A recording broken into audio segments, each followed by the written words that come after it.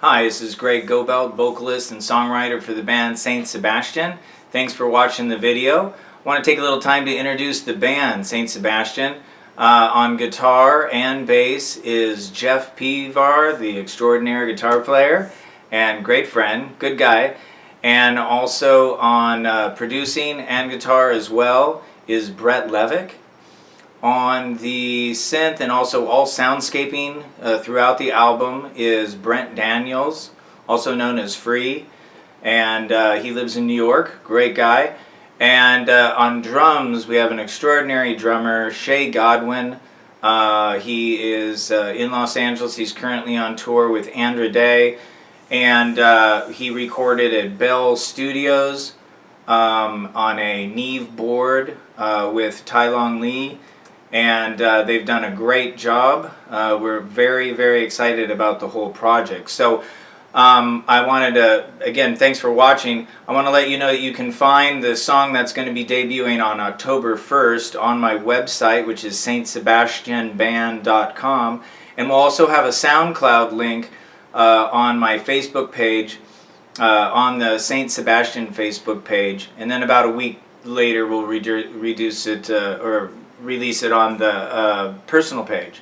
So a little bit about me. A lot of you don't know that I played music and toured in the 80s and early 90s. Toured with a lot of 80s bands. Did a lot of work, had an album out. That's what I did before I have the life that I have now.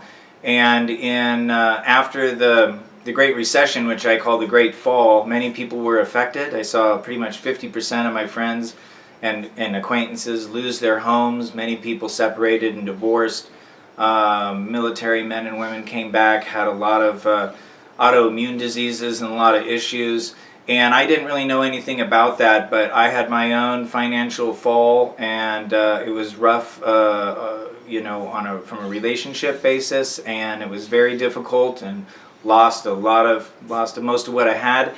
And then to top it off, in 2010 I became very ill. I had a series of neurological diseases and an autoimmune disease that hit me, which a lot of people didn't know.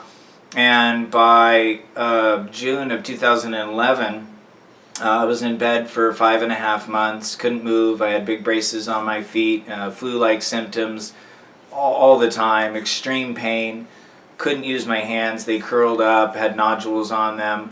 And it took 2.5 years to even get a diagnosis. And so through this whole process, I was like, it was very saddening, and it was very difficult. I was very, very depressed. I have to say that there were times when in the midst of it, you know, I just was very depressed and just really wasn't sure if I wanted to go on with this, because it looked like it was getting worse and I was losing function. And but I needed to find something to do, and so I went back to writing again, and I could only write for maybe a half hour, and then I just couldn't. I'd have to sleep for 4 hours. Most people didn't even understand I didn't understand what an autoimmune disease was, so people kind of act weird around it. They don't really know what Lyme's disease or fibromyalgia or rheumatoid arthritis or any of those things really are, because you look okay from the outside. So I started writing, and I kept on going, and it also, you know, I asked myself, what would it be that I wanted, you know, if I could do one thing before I lose all mobility, what would be my regret? And it would be that writing an album and being able to front and perform a band, I really wish that I had done that. So I set that somehow that was going to be my goal. I wrote these songs, and by chance Jeff Pivar and Inger came over, and we had dinner together, and he listened to what I was doing, and he was very loving and just very supportive, and he said, look, you need to do this. This is really great. I'm super impressed, and also just for your own soul, you need to work on this, and I'd be happy to record it with you. And I felt extremely blessed about that. And that began the Saint Sebastian project, and he introduced me to Brett, and Brett introduced me to Brent and to Shay. And so I started working on it, we started recording, it was going really well, there was interest in other areas, and it's just kind of moved on and on and on and on. So some of the things that I wanted to get through this album were, one, you know, at my age at 50, would anybody even care about anything that I had to say? And especially in a youth-oriented society.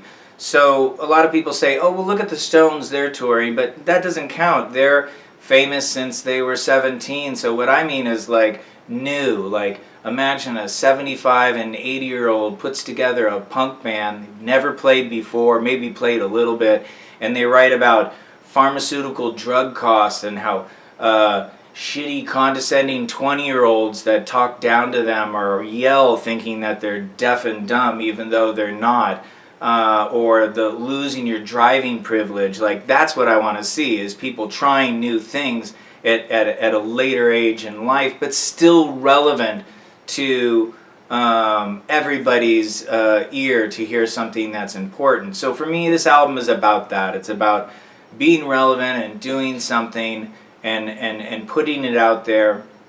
And the other thing is, I hope in process to this to bring some awareness to fibromyalgia, Lyme's disease, and various other autoimmune diseases, not through the songs themselves, but through some process. I hope to be able to do that, and that's a big wish of mine also. You know, the album itself is called Melancholy Breakdown. It is a album that goes through kind of all these different emotions. It's not preachy anyway, but the angst of the music, when I was writing the actual music for it and composing it, it was all about the breakdown, the fall from grace, the what it feels like in a society to lose things. Many people went through that, and it's hard. You start judging yourself on it, and so that fall is a desperate fall.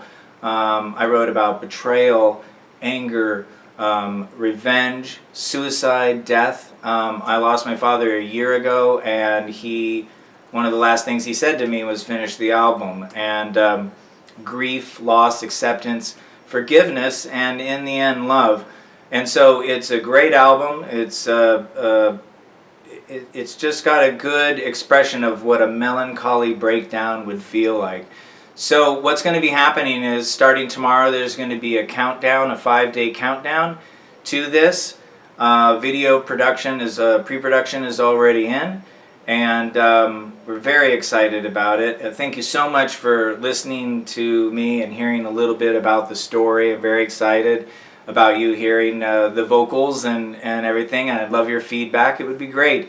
And the best thing that you can do, of course, is after listening to this, please go to my Saint Sebastian page and like it. And what would be even more amazing is if every one of you that liked it, please share it on your format, even if you feel it's going to double up because a friend that in your same database is going to do it. Because the more people that get to hear it, the more response that I get from it, and the more possible likes, obviously. And in these days, it's a very important thing to get that out there. So please share it if you like it. And so again, SaintSebastianBand.com, Facebook page Saint Sebastian.